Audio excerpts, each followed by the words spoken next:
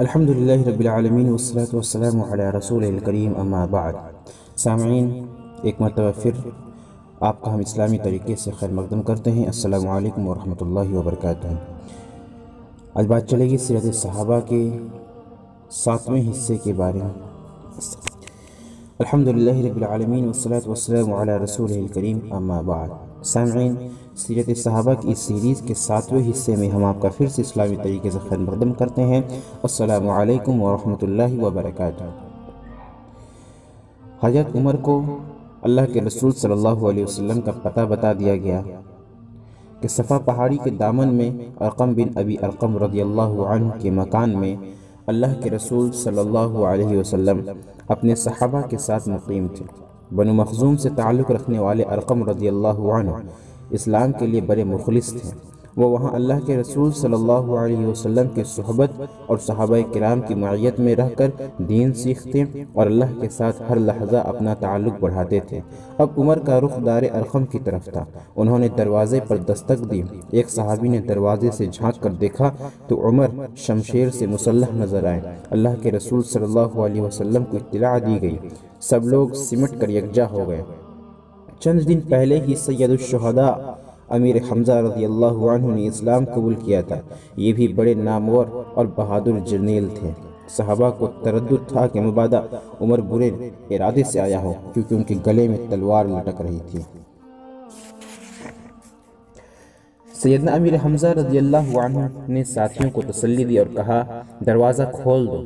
اگر عمر خیریت کی نیت سے آیا ہے تو ہم اسے خیر عطا کریں گے، اور اگر کوئی برا ارادہ لے کر آیا ہے تو اسی کی تلوار سے اس کا کام تمام کر دیں گے۔ اللہ کے رسول صلی اللہ علیہ وسلم نے فرمایا، دروازہ کھول دو۔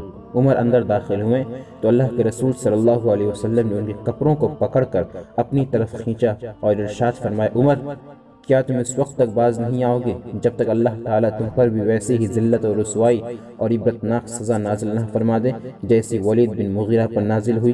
پھر فرمایا، اللہم ھذا عمر بن الخطاب اللہم فاعز الدین بعمر بن الخطاب۔ یا اللہ، یہ عمر بن خطاب ہے۔ یا اللہ، اسلام کو عمر بن خطاب کے ذریعہ قوت و عزت عطا فرما۔ عمر فاروق رضی اللہ عنہ نے بے اختیار بہی بلند آواز کہا، اشہد ان لا الہ الا اللہ واشہد انک رسول اللہ۔ یہ سن کر مسلمانوں نے اتنی زور سے تکبیر کہی کہ اسے مسجد حرام اور چوراہوں پر موجود لوگوں نے بھی سنا۔ اب اللہ کے رسول صلی اللہ علیہ وسلم نے ان کی استقامت کے لیے دعائیں فرمائی۔ سیدنا عمر رضی اللہ عنہ کے اسلام لانے سے کفر کی صفوں میں کوہرام مچ گیا۔ مسلمانوں کو عزت و توقیر ملی، اسلام کی شان و شوکت میں اضافہ ہوا۔ سیدنا عبداللہ بن مسعود رضی اللہ عنہ کہا کرتے تھے، ما زلنا اعزة منذ اسلم عمر۔ جب سے عمر رضی اللہ عنہ نے اسلام قبول کیا، ہم مسلسل عزت و توقیر کے ساتھ ہیں۔ سیدنا عمر فاروق رضی اللہ عنہ بیان کرتے ہیں کہ جب میں نے اسلام قبول کیا تو دل میں سوچا کہ اللہ کے رسول صلی اللہ علیہ وسلم کا سب سے بڑا دشمن کون ہے۔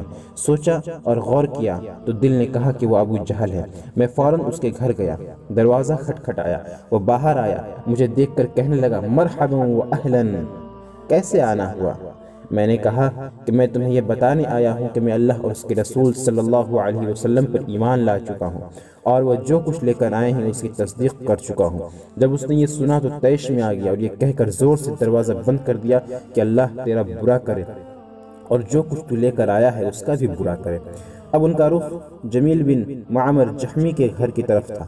یہ شخص پروپیگنڈے کا ماہر تھا، کسی خبر کو پھیلانے میں اس کا کوئی ثانی نہ تھا۔ پورے قریش میں کسی بات کا ڈھول پیٹنے میں سب سے آگے تھا۔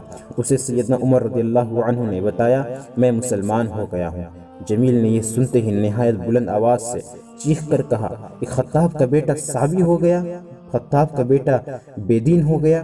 وہ یہ اعلان کرتا جا رہا تھا اور سیدنا عمر رضی اللہ عنہ اس کے پیچھے پیچھے یہ کہتے جا رہے تھے کہ یہ جھوٹ کہتا ہے، میں مسلمان ہو گیا ہوں۔ قریش کے لیے یہ خبر کسی دھماکے سے کم نہ تھی۔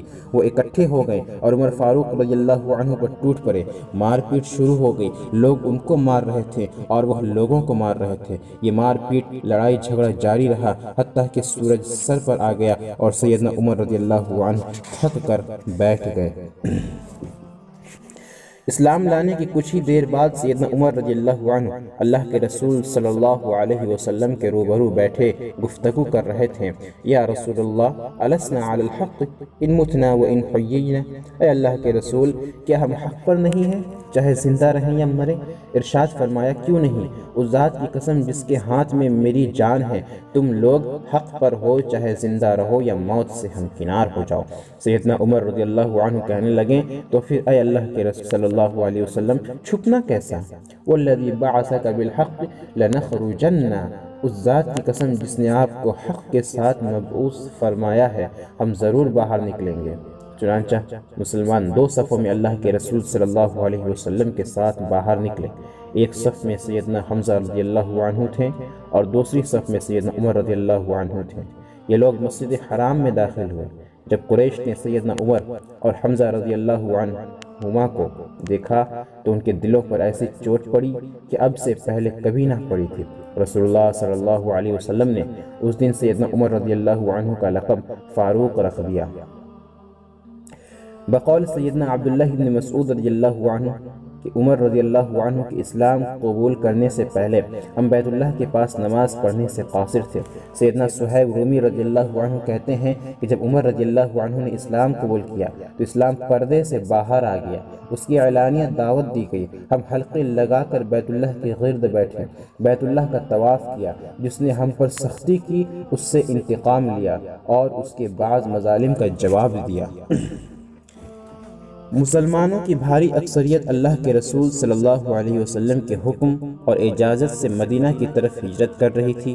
یہ لوگ قریش سے چھپ چھپا کر جا رہے تھے، حالات ہی ایسے تھے اور حکمت کا تقاضا بھی یہی تھا، کون قریش کی مخالفت مول لیتا؟ مگر سیدنا عمر فاروق رضی اللہ عنہ کی شان ہی نرالی تھی۔ جب انہوں نے ہجرت کا ارادہ کیا تو بیت اللہ شریف میں تشریف لائے، طواف کیا، مقام ابراہیم پر نفل ادا کیے۔ قریش کے اکابر حلقے بنائے صحن میں بیٹھے تھے۔ سیدنا عمر فاروق رضی اللہ عنہ نے ان کو مخاطب کر کے چیلنج دیا، من اراد ان تثقلہ امہ ویؤتم ولدہ ویرمل زوجتہ فلیلقنی وراء هذا الوادی، جو چاہتا ہے کہ اس کی ماں اسے گم پائے، جو اپنے بچے یتیم اور بیوی کو بیوہ کرنا چاہتا ہے تو وہ مجھ سے اس وادی کے پیچھے ملے۔ اس کھلے چیلنج کے باوجود قریش میں سے کسی مائی کے لال کو ان کا پیچھا کرنے کی جرت نہ ہوئی۔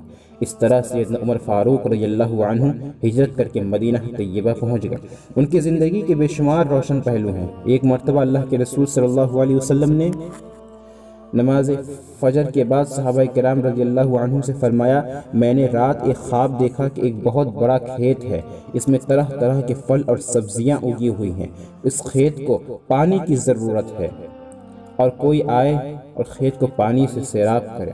میں نے دیکھا کہ ابو بکر آئے، آپ نے کنویں سے پانی کے ڈول نکال کر کھیت میں ڈالنے شروع کیے تاکہ کھیت کو سیراب کیا جائے۔ ڈول بہت بڑا ہے اور آپ اس کو نکالنے میں دقت محسوس کر رہے ہیں۔ پھر ابو بکر نے اپنی بساط کی حد تک کنویں سے پانی نکالا، کھیت میں ڈالا، مگر کھیت سیراب نہیں ہوا۔ پھر عمر آئے، میں نے دیکھا کہ وہ اتنی تیزی سے پانی نکال رہے ہیں جیسے انہیں پانی نکالنے میں کوئی دقت ہی نہیں ہو رہی۔ میں نے زندگی بھر کنویں سے اس قدر تیزی سے پانی نکالتے ہوئے کسی کو نہیں دیکھا۔ اتنی تیزی سے پانی نکال رہے ہیں کہ کھیت پانی سے بھر گیا، لیکن عمر کے ڈول نکالنے میں کوئی کمی نہیں آئی، بلکہ پانی کھیت کے منڈیروں سے باہر چھلکنے لگا۔ اس کے بعد میری آنکھ کھل گئی۔ صحابہ کرام رضی اللہ عنہ نے عرض کیا کہ اللہ کے رسول صلی اللہ علیہ وسلم اس کی تعبیر بھی بیان کر دیجئے۔ سامعین، آج کے لیے ہم یہیں پر بس کرتے ہیں۔ اب انشاءاللہ اس خواب کی تعبیر کیا ہے ہم آئندہ کے درس میں سماعت فرمائیں گے۔ اب تک کے لیے جزاک اللہ خیر۔ السلام علیکم ورحمۃ اللہ وبرکاتہ۔